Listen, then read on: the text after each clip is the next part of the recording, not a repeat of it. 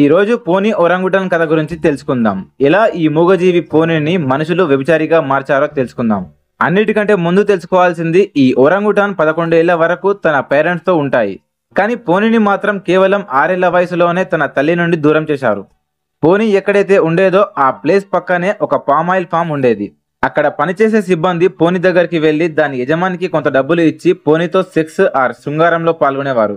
దాని కోసం దాని శరీరంపై ఉన్న వెంట్రుకలు మొత్తం షేవ్ చేసేవారు.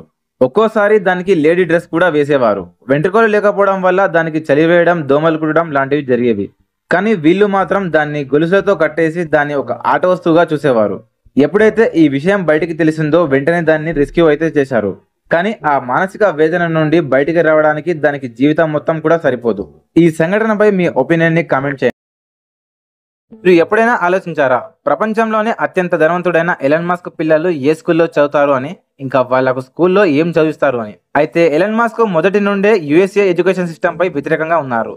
ఆయన ఎన్నోసార్లు చెప్పారు, ఈ స్కూల్లో కేవలం మ్యాథమెటికల్ ఫార్ములాస్ మాత్రమే చెప్పడం జరుగుతుంది, కానీ ఆ ఫార్ములా ఎందుకు కనిపెట్టారు, దాన్ని ఎలా యూజ్ చేస్తారు అని చెప్పారు. అందుకే ఎలన్ మస్క్ తన పిల్లల కోసం ఒక స్పేస్ ఎక్స్ లోనే ఒక మంచి స్కూల్ ఓపెన్ చేశారు. ఇప్పుడు ఎలన్ మస్క్ ప్రపంచంలోనే ప్రతి విద్యార్థికి దీన్ని చేరవేయాలనుకుంటున్నారు. అందుకే ఆయన ఒక స్కూల్ ఓపెన్ చేశారు. దాని పేరే యాడ్ ఆస్ట్రా. ఈ స్కూల్లో హిస్టరీ, జియోగ్రాఫికల్ సైన్స్ లాంటివి ఉండవు. కేవలం ప్రాబ్లమ్స్ ని ఎలా సాల్వ్ చేయాలి, ఒకవేళ మీరైతే ఏం చేస్తారు అని అడిగి వారికి ప్రాక్టికల్ గా నేర్పిస్తారు. ఇందులో 20 మంది స్టూడెంట్స్ మాత్రమే ఉన్నారు.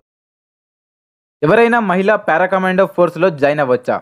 అయితే మహిళలు ఇండియన్ ఆర్మీలోని నాన్ కంబాట్ ఆర్మ్స్ లో జాయిన్ అవ్వచ్చు. కానీ పారా ఎస్ఎఫ్ అనేది ఒక కంబాట్ ఆర్మ్స్ తో కూడినది. పారా ఎస్ఎఫ్ కమాండోస్ అనేక రోజుల పాటు మిషన్ పై అడవిలో ఉండాల్సి వస్తుంది. అక్కడ సరిగ్గా తినడానికి తిండి ఉండదు, తాగడానికి నీరు ఉండదు. శత్రువుల బెడద వల్ల పారా కమాండోస్ ఒకరి ముందు మరొకరు మలమూత్ర విసర్జన చేయాల్సి వస్తుంది. కానీ ఇవన్నీ ప్రకృతి విరుద్ధంగా ఒక మహిళకి హద్దుగా మారుతుంది. కానీ మహిళల కోసం 18 రోజుల ఒక ప్రొవిజన్ పీరియడ్ పెట్టడం జరుగుతుంది. అక్కడ మహిళలు 18 రోజుల వరకు పారా కమాండోస్ ట్రైనింగ్ తీసుకోవచ్చు. ఇక ఏ మహిళ అయితే ఈ ప్రొవిజన్ పీరియడ్ ని పూర్తి చేస్తుందో వారికి మెరూన్ వింగ్ బ్యాడ్జ్ ఇస్తారు. మీరు ఎప్పుడైనా ఫ్రెండ్స్ తో మందు పార్టీ చేసుకున్నప్పుడు మీరు గమనించే ఉంటారు, తాగడం మొదలు పెట్టినప్పటి నుండి చివరి వరకు మాటిమాటికి మూత్ర విసర్జన చేయాల్సి వస్తుంది. దీనికి కారణం ఆల్కహాల్లో ఉండే ethanol. Pituitary gland anti diuretic hormone ని రిలీజ్ చేస్తూ ఉంటుంది. అది బ్లడ్ స్ట్రీమ్ ద్వారా కిడ్నీస్ వరకు చేరుతుంది. కిడ్నీస్ లో ఈ హార్మోన్ ఏం మానిటర్ చేస్తుంది అంటే, కిడ్నీలో ఎక్కువ అమౌంట్ లో వాటర్ ని శరీరం నుండి బయటికి పోకుండా చేస్తుంది.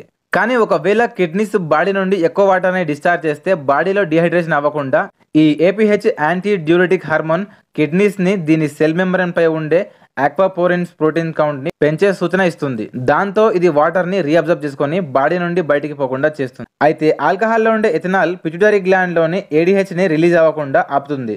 ఒకవేళ ఈ ఎథనాల్ దాన్ని బ్లాక్ చేస్తే ఇంకా ఎంత వాటర్ ఉంచాలో, ఎంత వాటర్ ఉంచకూడదో ఎలా తెలుస్తుంది కిడ్నీకి? కిడ్నీలోకి ఏడీహెచ్ చేరకపోవడం వల్ల బాడీలో వాటర్ లెవెల్ మానిటరింగ్ జరగదు. సో ఉన్నది అంతా బయటికి వస్తూనే ఉంటుంది. ఇన్ఫర్మేటివ్ వీడియోస్ కోసం ప్లీజ్ సబ్స్క్రైబ్.